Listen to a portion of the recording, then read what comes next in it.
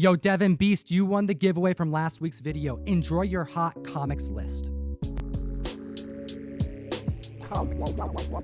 What's good, comic fam? I'm your host, Comic Tom, broadcasting through the powers of the internet from somewhere on Spaceship Earth, joined at the table with a good friend. It's your boy Gem Mint, live from the Gempire. We do this video every week. We're going to count down the top 10 hottest comic books in the market right now. The comics that are defining a generation of collectors. Hit that subscribe button. You know we're going to be here next week.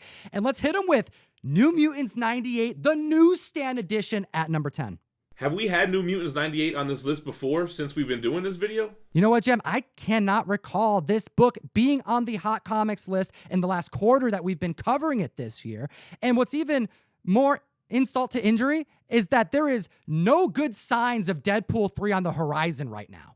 Yeah, this book was the biggest book on the planet, man. This was the king of the Copper Age, still one of the more well-known Copper Age books, and I think a lot of collectors are gearing up for Deadpool's appearance in the MCU. You know, he's the only character coming over from the Fox X-Men universe that's going to be retaining the same actor and the same history. We actually saw a tweet this week, a fan who found a Deadpool painted hydrant, like a fire hydrant. And he said something along the lines of, you know, be careful with your candles and your dogs. Like, we don't want to see anyone pissing on Deadpool. But here's the thing. Ryan Reynolds responded to the tweet and he said, hey, it looks like Deadpool 3's script is writing itself. That does not sound good. I kind of like Ryan Reynolds' response to that. So if it's not clear, this is the first appearance of Deadpool. It's also the first appearance of Gideon and Copycat disguised as Domino. This book was a $700 book on average and a 9.8 for the standard direct market edition. That's now hitting $900. But we're talking about the newsstand edition, which is up $50 from its September sale of $1,500. The Comic Link auction just sold at $1,550. Then we got to talk about that coveted Mark Jewelers variant, which hit $2,100 in September. That's right. That Mark Jewelers is making a difference to keys, but it's low-key happening and going under the radar of most collectors. Be watching that centerfold. If it's inserted, you may have a very treasured collectible on your hands. All right, guys, jumping into number 9 on the list, we have a book that we've been talking about for the last couple of weeks, Raphael No. 1, the first appearance of Casey Jones. It's not that this book has been setting a lot of records, it's just that it's so scarce to even come and hit the market. That's right. We've been reporting for weeks now the aggressive purchases of this book, and inventory is clearly low. I checked on eBay this morning, you know, the day of us recording this, and there were only 2 even listed. One of them at auction that we can't even report on because it's got days left. Right now, we're actually reporting on a 9.2 record that was actually broken in September. Hit the subscribe button. We reported on it when it happened then. Back then, it went for $600. This week, selling for $700. Mid-grade copies are going consistently for $400.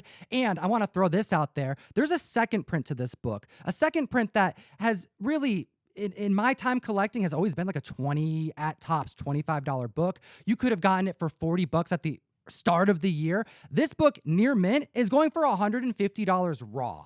And now we're looking at number 8 on the list, Amazing Fantasy 15. We have been waiting for this day to happen for over 3 months, comic fam. Amazing Fantasy 15, the newsstand, a 9.6 hit the market. I'll remind you that we were chatting about the direct copy hitting $1,200 at a 9.8 because Young Avengers, the next-gen heroes, is the spec of choice for collectors in 2020. This newsstand we've been waiting for months landed, and at 9.6, outsold the direct market 9.8 and went for $2,500. Yeah, that's crazy. Like you said, we've been waiting on one of these to hit the market, and you can still find this book in the wild. I've just seen one of my friends on his YouTube channel find one on a hunt, and you got to be on the lookout because both of them have a barcode, the direct edition and the newsstand. It's just that the newsstand edition doesn't say direct market on it. That's right. I actually saw a VF copy get listed this week. All right. We're at best maybe an 8.0, 8.5, right around there. And this book is already exceeding $600. Outstanding gains. But you know what? Let's remind the community about some other newsstands that have been coming up in the market as of late. Yeah, we reported on an Ultimate Fallout 4 CGC 9.0 newsstand edition close via best offer on eBay for $3,500. Now, to put it in perspective, a CGC 9.6 of the 1 out of 25 ratio Djurjevic variant sells for the same thing. So what would you rather have? Let us know in the comment section below. It'll enter you to win this copy of Wretches #1. #1 Artist of the Year, the Peach Momoko exclusive. And let's chat about #7 because Bad Idea just topped themselves. Just this week, we are seeing an Image comic from 9 years ago get optioned. Yeah, Tom, you're going to have to help me out with this one because I'm pretty up on my Image books, but this is one that I've never heard of. Well, you know Trad Moore, don't you? Yeah, he did the art for Silver Surfer Black with Donny Cates, right? Well, Trad Moore debuted in #7 on the list, The Strange Talent of Luther Strode. This comic book features a character, you know, like back in the Silver Age, they would do marketing ads. Like you can mail away $3 and get a book on how to become a bodybuilder in 30 days. Yeah, I sent some of those in. It didn't work. Well, it worked for this character in this book. Luther Strode does a mail away and becomes a superhuman. When this book debuted 9 years ago, it was on the rack along with like Saga and Chew and The Walking Dead, but it wasn't as popular. It had an approximate order of retailers at the time of 8,300 units.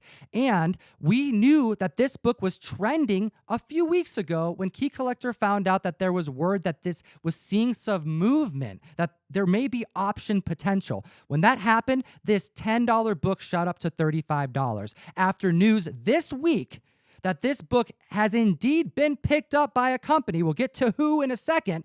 It has shot up to $70 and then quickly is now trending for $150. There are only a total of 29 graded copies on the CGC census right now, and 23 of them are 9.8s. I expect to see a lot more from this comic book because, Gem, who's behind it? Man, you know it's got to be Bad Idea. They just came out with a hero trade book, and they're starting to make other moves now. That's right. Dinesh Chandusani, the CEO of Bad Idea, who's also a producer behind The Witcher. He brought Bloodshot to the screen and Final Fantasy as well. We know Gideon Falls is on the way. And now that he has attached himself to an independent run from Image, it's got the industry buzzing. After reaching out to Dinesh, this is what he had to say. With The Witcher becoming a cottage industry, so much Witcher coming, well, I had to build another company to handle all the non-Witcher projects and anything new like Luther Strode. Gem, that sounds like he's got more in the oven. Yeah, man, definitely something to keep an eye on. Just like this next book coming in at #6, it's Albedo 2, first appearance of Usagi Yojimbo. Dude, it's kind of been a surprise, hasn't it? Like in the last month and a half, all of a sudden, we're not talking about Miles Morales as much as we're talking about TMNT now. And then all of a sudden, we're not talking about Null anymore. We're talking about G.I. Joe. And then on the trending list this last week, Thundercats is jumping on here. Albedo has been a regular run that we've brought up on the mic. The 80s tunes, these action figure lines, the nostalgia cycle, I think, is officially here. Yeah, and you know, Usagi is really big in the collected editions community. That's how I really heard about him, besides having the action figures from the Turtles line back in the day. But like the Dark Horse, deluxe editions, and library editions, he's really big in that community. I mean, it's a respected run because of the story. That's why the keys exist, because we haven't seen him on the screen in a way that would make him compete with these other characters that we're talking about on this very list today. Plus, the CGC census is super low with 9.8s. That's right. We've mentioned this before, but to any of our new listeners, you got to know TMNT1, which is like the king of independent comics and very scarce and difficult to find in high grade, has a low count of 28 graded at 9.8 on the CGC census. And that is the main census that comic book collectors utilize to determine the overall grade counts because it's the most respected grading company. Well, this book, Albedo #2, first appearance of Usagi Yojimbo, has 10 graded at 9.8. Yeah, the last time we've seen one come up for sale, it sold for $28,800, which is going to seem like a bargain for when we see the next one come up on the market.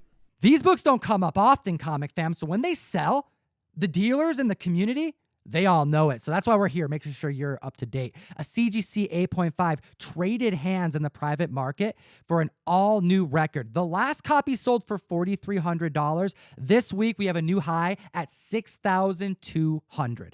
That's up almost 50% from that last sale. But what's even crazier is the raw copy that sold for $4,941. That's almost $5,000. I'll do a small prayer to Thor for that person. They're betting on a high-grade copy, that's for sure. Let's take a look at the list now because we're going down to number 5. Been waiting for this book to break the hot 10 for quite some time. Honestly, I think the community at large has been waiting for this character to break the mainstream for over a decade. We have Moon Knight, Werewolf by Night, issue 32, making the hot list.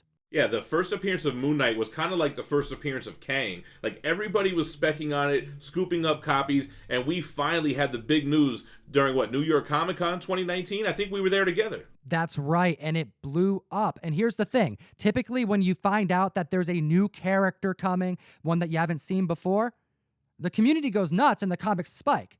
Well, that obviously happened with a lot of the keys in this character's run. But these comics have priced themselves out so long ago that even then there was like no time virtually to invest in this character. This has been a spec of choice for dealers in the community for over a decade. Yeah, that's a good point. Now, the reason why the book spiked back then is because it was announced that there was going to be a Moon Knight show on Disney+. The reason why we're seeing it on the list now is because there's record-breaking sales surrounding the announcement that Oscar Isaac was headed to play Mark Spector, Moon Knight. 6.0s hitting an all-new high, once hitting $835, now going for $1,145. And a few days later, another record broken for $1,200. They're moving quick. Raws are currently selling for approximately $850. Disney Plus news coming out right now with so much production delays. This is big information, especially when you consider that the only thing we really know right now is Tatiana Maslany playing She-Hulk, Aman Vellani playing Kamala Khan. She's a newcomer. Oscar Isaac is an A-list actor. He's played Apocalypse. He's in Star Wars, played Poe. He's going to be in Dune as the Duke. He's a major A-list star. If there is a character so far that we've been chatting about of all these different celebrities, this is the one that I could see actually hitting the big screen at some point beyond Disney Plus. Yeah, Tom, one would hope. But let's talk about number 4 on the list. We mentioned it earlier on. We mentioned Bad Idea. This is their book, Hero Trade, which has been doing crazy numbers in the market. What's this thing been selling for? Dude, it's hitting an average of $900 for a raw copy, and we saw 9.8s hit $1,750 last week, which was some of the first 9.8s to hit the market. We were anxiously awaiting to see what would happen. Did the hype fade?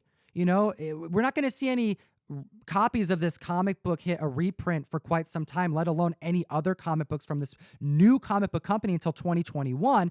Well, we saw a staggering $2,600 9.8 trade hands this week. And with that strong sale, eBay sellers are doing what eBay sellers do. There are 3 9.8s listed on eBay right now. One of them for $4,000, the other 2 for $5,000 a pop. Let's see if anybody bites. Clearly, the idea wasn't so bad. This comic book has broken through the comic community to the mainstream. We were reporting on multiple actors, as well as James Gunn getting their hands on a copy just last week. It makes sense that we're seeing these types of gains because the confidence in the community is very strong. All right, guys, coming in at number 3, we have a newcomer to the list, Static #1, the first appearance of Static Shock. This is the first black superhero that had his own cartoon series, and with the recent announcements of Michael B. Jordan attached to the film, has started to see movement in the market. We have an all-new sale of a high-grade raw copy selling for $180. The standard A cover in a 9.8 outside of the polybag was hitting highs of $400. We're seeing a sale now of $500. The alternate blue cover was selling for $400 as well and is up now to $450. Then we have the coveted of all the variants, the Platinum Edition. Looks like cover A, but it's got different lettering. It's shiny. CGC 9.8, which was once going for $650 at record, has hit $900. I expect this book to clear a grand soon. But you know what? We got to chat about number 2 right now because we have a book that just came out. This does not happen very often on the Hot 10 list, let alone this high on the list.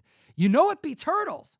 But I want to know what the comic fam thinks, as well as you, Gem, about The Last Ronin #1 being right here at number 2. Well, no spoilers on the storyline, so don't worry if you haven't read this yet, but it was an awesome read. I felt like it really went to its roots and to its like Frank Miller inspired origins, and the book has been super scarce, man. What happened? Something about comic shops didn't order a lot of copies or something? On the contrary, not the comic shops, but IDW. Let's check what Key Collector's reporting. A combination of TMNT heat, a production schedule that was delayed by months, IDW's out-of-date solicitation and printing practices all combined to lead to a 17% allocations to the comic store's orders. What does this mean? It means that IDW sent 17% less than they asked for because IDW screwed up in guessing demand and printed too few. And remember, Gem, we were chatting just a couple months ago post the Ashcan just ruckus that happened. They had to get a new artist for the whole run. They didn't like the original art that was produced. Oh, wow, I didn't know that. And now to add to the mess, IDW is one of the few publishers that still prints their books overseas, which is why you'll notice that a lot of your Turtles books are a little wavy. The paper isn't as great as compared to Boom or Scout Comics or even Marvel at that. And this book is oversized. I was just complaining on the trending list last week. Why are comics being printed oversized? Who wants this? Yeah, it's actually like the height of an omnibus, and it's a trade paperback, but like who collects this way? The bags and boards are hard to find. You can't put it in a box. You can't even put the book in a Silver Age bag and board. It's too tall. But I digress because the book actually had a very impressive selling amount. Copies ordered by retailers of 130,000, as well as over 60 different exclusives that were released. Clearly, the Kevin Eastman New York City Comic-Con variant is the favorite of the community, but we're talking about the Last Ronin cover A right now because average sales are hitting $25 to $30. And this is coupled with this information we just chatted about, along with the fact that Diamond doesn't know how to ship these damn books properly, and they're coming through damaged, and people are now realizing not only their copy that they thought was secured probably isn't on their shelf and they're going to be stuck with a second print, their copy they have is probably under a 9.8. And these sales are during the same week that the book came out. This book just came out. That's right, man. Surprised to see it, but not surprised to see Turtles hype. What about you? I'm loving it, man. I grew up on the Turtles. I grew up on Turtles too, man. I also grew up with this next franchise we're going to get to here in a second. Hit the subscribe button, comic fam. Slap that like button. Enter to win this copy of Wretches #1. And you know what? I'm going to encourage y'all to go down to the description, hit the link, and go join the Gempire. Gem Mint, what do you got going on over on your channel? Man, we do statue unboxing and reviews, omnibus hauls, and I have a weekly comic book show where I non-spoiler review this week's new comics. So come check them out. And now we're at the list at #1. Shocked that we are going to be reporting on the same book that we've had for a couple weeks now. This is huge, comic fam. When a comic stays on the list, that's momentous. When it hits #1, that's incredible. That's a comic that's defining a generation of collectors. But when it stays there for over a month, what is going on with Venom, Gem? Venom is out of control, man. We have huge sales here. It's like there's no ceiling on this book. We have a CGC 9.8 newsstand that sold for $6,000. $6,000, comic fam. We also saw several sales in the private market for a newsstand this week, hitting $5,750, really close to that $6,000 mark, especially when you consider the eBay fee. And we are not just seeing heights there. The direct market is pushing up to new grounds as well. We saw a 9.6 break record this week for $2,125. That's up from its last record at $1,627. Yeah, but it's not just high-grade copies, Tom. We're seeing mid-grade copies in newsstand edition breaking new records and far outselling their direct market counterparts. We have a CGC 7.5 that sold for $550. The direct market version of that book and that grade sells for about $400. Comic fam, this is comic history in the making. This has never happened in the history of comic sales. That's why you gotta hit the subscribe button, slap the like button, and as always, geek responsibly and stay minty fresh. Enough said. Comic fam, make sure you're utilizing Key Collector Comics. Use that code TOM101 to unlock a free 1-week subscription of the best comic book app on the market. It gets you access to this list that we reported on before the video even comes out. And also, we got other videos for you to check out right here. I almost lost my headphones. We're going to keep on going with it.